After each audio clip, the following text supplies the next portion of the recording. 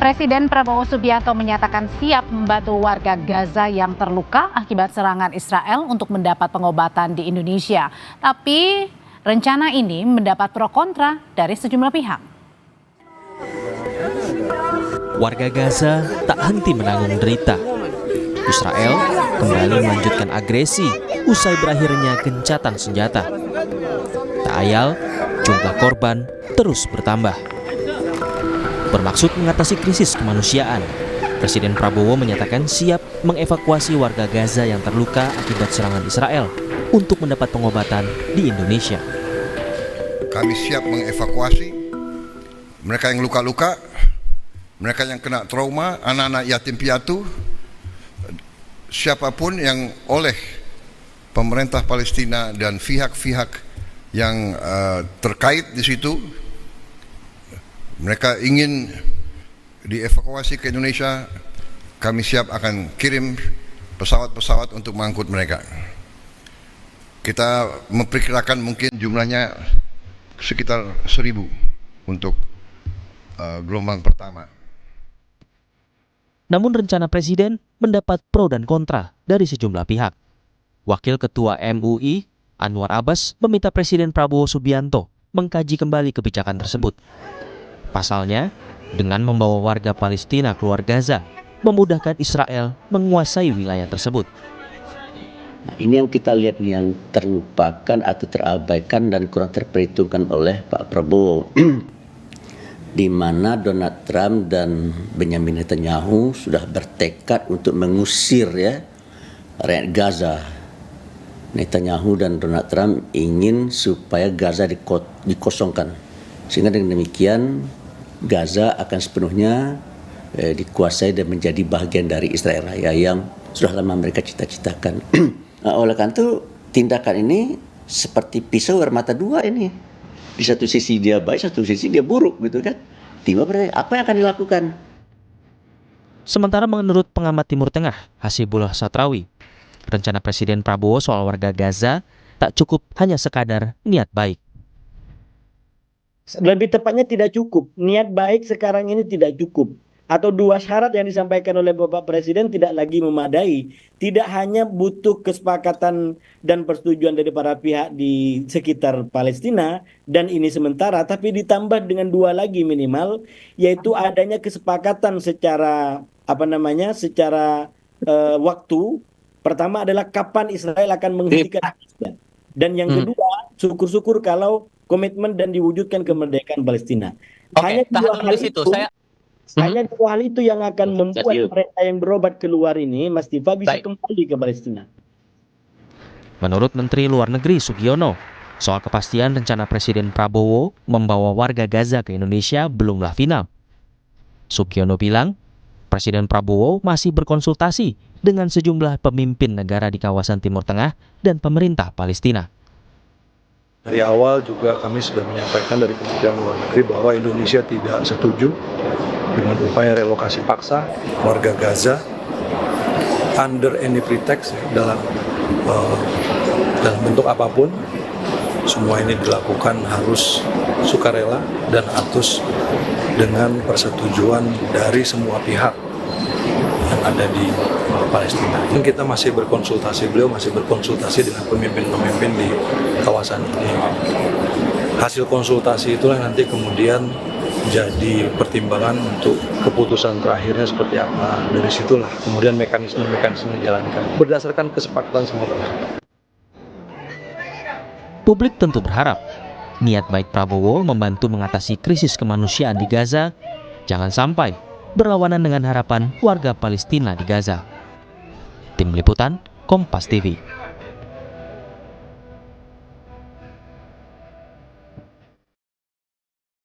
Soal rencana Presiden Prabowo membantu pengobatan warga Gaza ke Indonesia, kita bahas bersama Mustafa Abdul Rahman, mantan wartawan harian Kompas yang fokus pada isu Timur Tengah.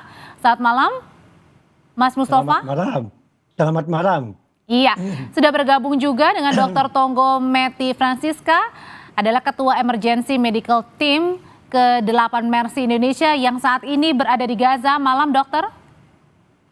Selamat siang waktu Gaza, Mbak. Iya, selamat siang waktu Gaza, selamat malam waktu Indonesia. Oke, saya mau ke Ya. Mas Mustafa dulu. Mas Mustafa, jadi dengan rencananya Presiden Prabowo akan mengevakuasi warga Gaza yang terluka, apa mungkin ini bisa direalisasikan? Ya,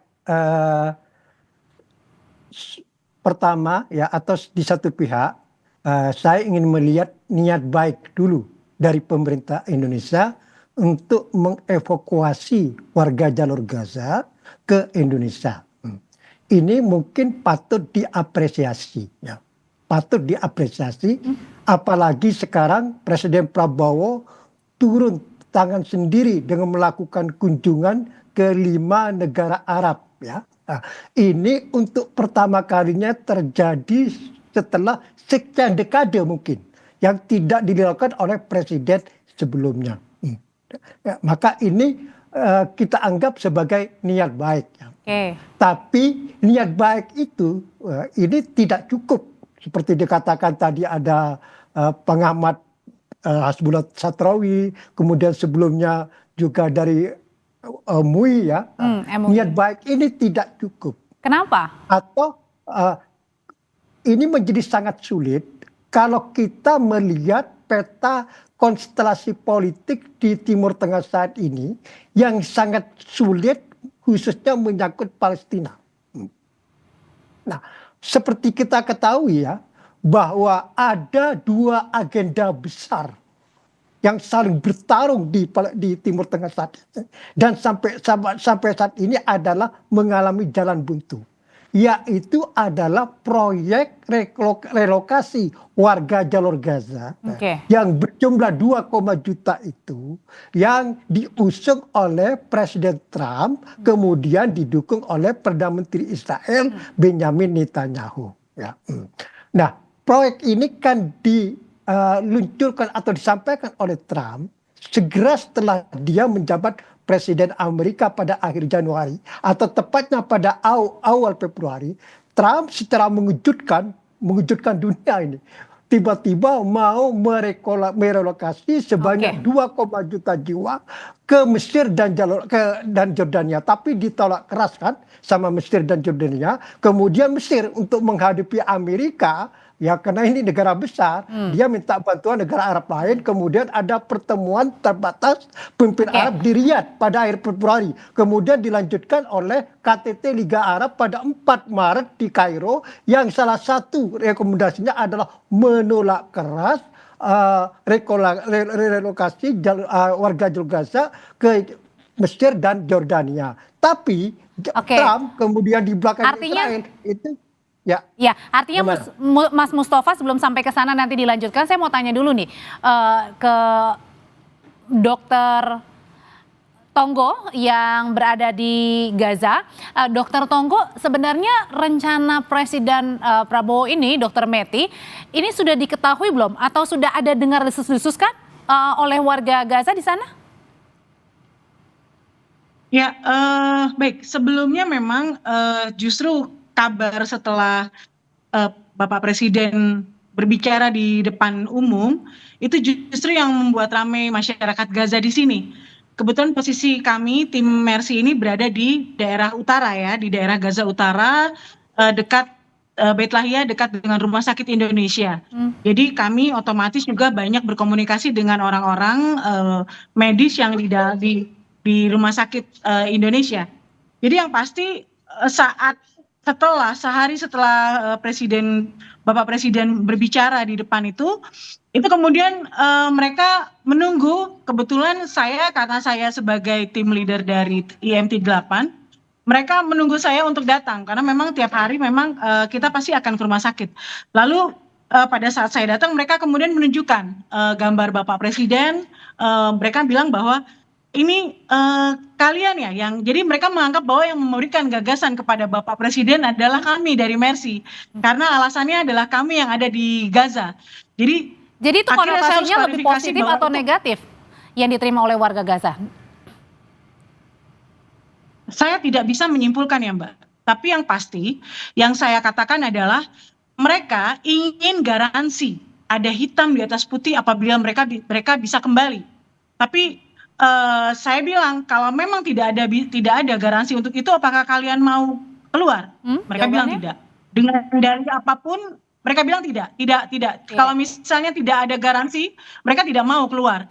Jadi kemudian ada juga beberapa, jadi kayak semacam dokter senior yang ada dari rumah sakit juga bilang, ada yang mengatakan bahwa dengan dalih apapun kami tidak bisa keluar karena ini tanah kami. Kalaupun memang keluar, kalaupun memang harus ada yang diberikan pengobatan, ya buka saja selebar-lebarnya, bantuan medis, bantuan makanan, material-material untuk membangun kembali rumah mereka. Jadi itu saja sebenarnya, Oke, itu yang dokter. paling gampang. Jadi dalam artian ada tanggapan yang berbeda dari warga Gaza ya tentang rencana Presiden Prabowo ini. Yang pertama adalah ada jaminan nggak kalau saya berobat atau kemudian keluar ke Indonesia, ada jaminan nggak untuk kembali ke Gaza, betul ya? Dan satu lagi adalah kenapa tidak membuka selebar-lebarnya pintu bantuan untuk Vaskes, fasilitas kesehatan ataupun dokter ini masuk ke sana. Betul ya? Betul. Jadi bayangin Mbak, kami memang mengalami, itu yang kami bicara juga dengan orang-orang bahwa kami bersyukur kami bisa menjadi saksi mata, saksi telinga juga buat mendengar apa yang mereka bicarakan, bahwa kami merasakan bahwa mereka ini double penderitaannya, bagaimana mereka kelaparan, bagaimana juga untuk akses kesehatan, walaupun memang untuk penyakit ataupun penderitaan pasca serangan, insya Allah masihlah teratasi. Tapi mau sampai kapan? Kalau misalnya blokade masih tetap terjadi untuk kemanusiaan, itu mau sampai kapan? Karena obat-obatan, peralatan-peralatan ini berdasarkan stok yang masih ada. Dan itu pasti akan lama-lama makin menipis dan tidak ada. Dan itu yang mungkin ditakutkan oleh pemerintah kita, sehingga mungkin jalan terbaiknya adalah mengeluarkan dan memberikan pengobatan. Oke. Tetapi memang yang paling bagus itu adalah buka semua jalur kemanusiaan, dan itu diberikan akses seluas-luasnya oleh tenaga medis internasional yang bisa masuk ke dalam. Oke, artinya dari luar masuk ke dalam ya, bukan yang di dalam keluar gitu ya. Betul. Oke, saya tanyakan ini ke Mas Mustafa. Mas Mustafa, kalau ada rencana dari Presiden Prabowo, kemudian apakah rencana itu masih bisa terrealisasi jika tadi nih warga di Gaza saja belum tentu mau, ada jaminan tidak? Atau kalaupun iya, lebih baik yang dari luar saja masuk ke dalam dokternya untuk membantu? Ya, Mbak, apa yang disampaikan Bu Dokter dari jalur Gaza ini sebetulnya permasalahan sudah clear, Mbak. Sudah clear kan, sudah jelas permasalahannya itu. Nah, saya lanjutkan yang saya sampaikan tadi. Nanti akan ada titik temu dengan apa yang disampaikan Bu Dokter tadi itu kan. Nah, jadi ketika pemerintah Indonesia itu tiba-tiba menyampaikan inisiatif ini, kan di tengah terjadinya dua agenda tersebut. Maka muncullah kecemasan kalau ini nanti jadi terlaksana, proyek ide atau program evakuasi itu menjadi relokasi, terperangkap jadi relokasi. Mereka yang terlanjur mungkin nanti satu saat dikeluarkan tidak bisa kembali lagi. Maka betul apa yang dikatakan Bu Dokter tadi, ini sudah clear, lebih cepat ini, bahwa harus ada jaminan, harus ada garansi. Mereka tidak mau keluar sebelum ada jaminan kan gitu. Dan lebih baik mereka itu menerima bantuan di Gaza sendiri dengan membuka seluas-luasnya bantuan kemanusiaan yang sejak 18 Maret sampai sekarang itu diblokir total oleh Israel. Yang di luar tidak bisa masuk, yang di dalam tidak bisa keluar. Ini persoalan. Jadi sudah clear. Jadi kekhawatiran sebetulnya evakuasi menjadi relokasi, karena relokasi ini program yang Israel dan Amerika Serikat dukung begitu ya.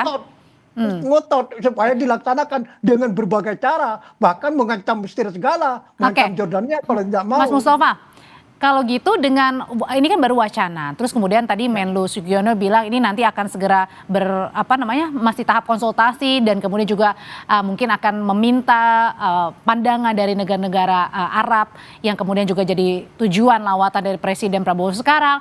Nah, apakah nanti negara-negara di Arab ini akan serta-merta mendukung idenya Presiden? Belum tentu. Kita tunggu dulu. Ini kan Prabowo masih lawatan, masih dalam perjalanan. Apa hasilnya kita tidak tahu. Dan syarat Prabowo melaksanakan ide tersebut. Kalau didukung secara kolektif oleh negara Arab, maka dia perlu konsultasi dulu. Dan konsultasi ini sekarang sedang berjalan dalam proses dan tentu tidak mudah, banyak secara teknis, dan tadi tersebut warga Gaza sendiri tidak mau kalau tidak ada jamin. Sekarang siapa yang menjamin? Karena kita juga bingung ya nanti kalau misalnya memang oke niatnya tadi kemudian adalah untuk membantu kemanusiaan, kemudian ketika misalnya kalau jadi ada warga yang kemudian sudah sembuh begitu dari Indonesia, apakah kita juga bisa memulangkan begitu ya? Ya itu dia. Sebelum itu, Mbak, ketika sekarang di Gaza lah mengeluarkan mereka, yang mereka itu siapa? Palang Merah Internasional, Amerika, apakah jaminan itu bisa dipercaya? Karena sekarang tingkat kepercayaan sama Israel itu sangat rendah, Pak. Jangankan hanya tingkat Palang Merah Internasional atau negara pihak ketiga misalnya, PBB pun, Dewan Keamanan PBB pun tidak dihormati oleh Israel sekarang. Semua dilanggar. ICC semua dilanggar. Tidak ada yang didengar lembaga internasional. Tatanan dunia itu sudah bobar, sudah ambruk akibat perang Gaza tersebut. Kembali ke Dokter Mae. Dokter Mae, setelah tadi warga Gaza menerima informasi tentang rencana ini, begitu mereka jadi sebenarnya warga di sana ini lebih was-was, lebih berhati-hati, atau ya sudahlah pasrah saja dengan apa yang mungkin nanti terjadi ke depan, atau gimana pandangannya sebenarnya? Jadi begini, karena memang menurut masyarakat lokal di Gaza ini, kami sering bertanya karena kami bagaimanapun juga tidak hanya medis ya, tapi juga kami selalu bersosialisasi dengan masyarakat lokal di sini. Jadi yang tim sering bertanya adalah apakah kenapa mereka kok seperti agak sedikit hopeless pada saat ini? Kenapa? Karena ternyata serangan yang ada setelah 18 Maret ini lebih hebat daripada sebelumnya. Karena ini secara random dan kemudian tenaga medis juga diserang, bahkan UN pun juga diserang. Jadi ini bagi mereka mana lagi yang aman, di tempat ini sudah tidak ada lagi gitu. Bahkan secara ini secara bom saja begitu, lalu makanan juga benar-benar diblok total.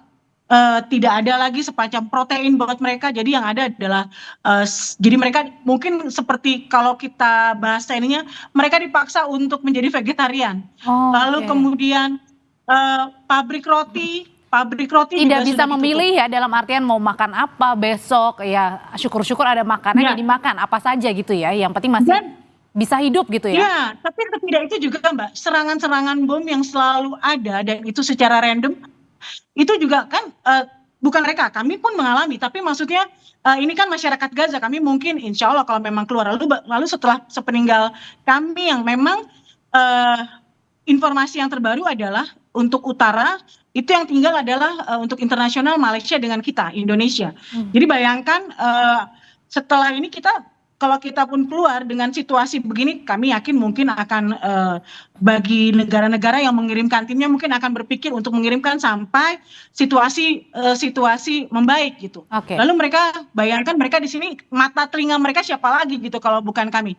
Nah, maka itu mumpung kami masih ada di sini, kami mau menyuarakan bahwa yang paling bagus adalah kita menekan semua dunia internasional menekan siapa yang terlibat di sini, negara-negara yang memblokade, yang kemudian memberikan penyerangan ini, stop.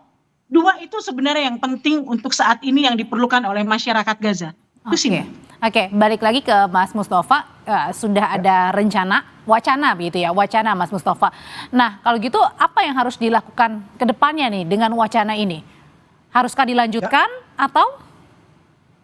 Ya, seperti yang dikatakan Bu Dokter tadi, kan yang dituntut hanya dua.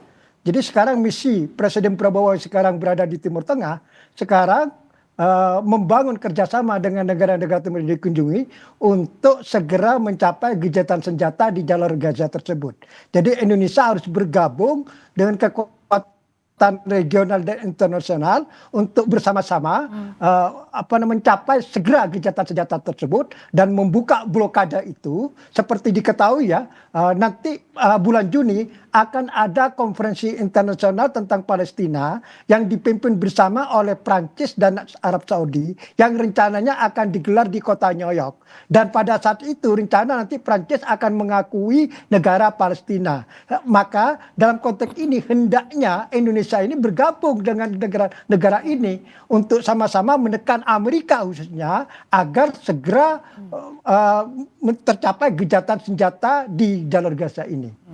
Perlu dikaji ulang untuk kemudian rencana ini berarti ya Mas Mustafa ya? Ya, ini masih dinamis Pak, jadi masih berkembang, dan bukan hitam putih. Apa yang hasil dari lawatan Presiden Prabowo sekarang ini kita masih belum masih tidak bisa hitam putih. Ini bisa terjadi nanti hasilnya adalah yaitu ada Indonesia akan semakin terlibat dalam kerjasama internasional dan regional ya untuk menekan khususnya Presiden Trump supaya Trump ini menekan PM Netanyahu segera kembali terjadinya gencatan senjata di jalur Gaza ini. Dan terutama juga tadi untuk membuka ruang-ruang untuk perbaikan kesehatan dan juga termasuk makanan ya. Nah balik lagi ke dokter membuka ya. Nah dokter Mea tadi kalau dikatakan ya makan seadanya begitu ya, bahkan dituntut katanya untuk menjadi seorang vegetarian di sana begitu karena susah logistik untuk makanan termasuk juga alat-alat kesehatan. Nah gimana caranya tetap berjuang warga di sana untuk tetap punya harapan bahwa suatu saat hal yang tidak enak dialami sekarang ini akan selesai sudah? Sebenarnya gampang Mbak. Sebenarnya adalah mereka kan punya media sosial ya, tetap masyarakat Gaza ini punya media sosial dengan dukungan-dukungan dari masyarakat internasional, jadi memberikan dukungan tetap, kemudian memberikan support kepada mereka itu sebenarnya juga menjadi semangat buat mereka masyarakat Gaza sini. Bayangkan apabila kami hanya menunjukkan ini dari kami doa, itu mereka bisa menyimpan kata-kata, foto, hanya sekedar kami berdoa untuk kalian, itu merupakan suatu oase yang luar biasa buat mereka. Jadi sebenarnya dengan support terus-terusan masyarakat buat warga Gaza di sini itu saja sudah cukup. Dan bayangkan Mbak, saya selalu bilang kepada semua nih, kalau setiap ada yang nanya ke saya, masyarakat Gaza ini seperti menunggu vonis mati, tapi mereka tinggal nunggu waktu. Karena itu tadi serangan-serangan ini tadi, kemudian kelaparan, mereka ini Mbak Nia, kami berada di dalam gedung yang tertutup. Bayangkan mereka yang berada di dalam tenda, atau saya boleh katakan juga bahwa di utara ini sudah hampir 98% bangunan semuanya roboh. Tidak ada yang normal kecuali rumah sakit kita tercinta Indonesia. Nah, jadi mereka tidur yang mungkin saja beratapkannya hanya plastik dan itu dinginnya luar biasa. Kalaupun panas 30 itu ya tetap ada angin yang dingin. Jadi bayangkan Mbak, hidup mereka yang tinggal menunggu, belum lagi yang rumah mereka sudah roboh. Menunggu kematian yang tiba-tiba bisa datang kapan saja, lalu belum lagi dengan kelaparan yang luar biasa, belum lagi akses kesehatan yang lama-kelamaan itu pasti akan mulai menipis. Itu sih Mbak yang menjadi ini kami di tim di Gaza. Dr. Mea terima kasih, Mas Mustafa terima kasih untuk pandangannya terkait dengan wacana mengevakuasi warga Gaza yang terluka ke dalam negeri atau ke Indonesia. Terima kasih, selamat malam.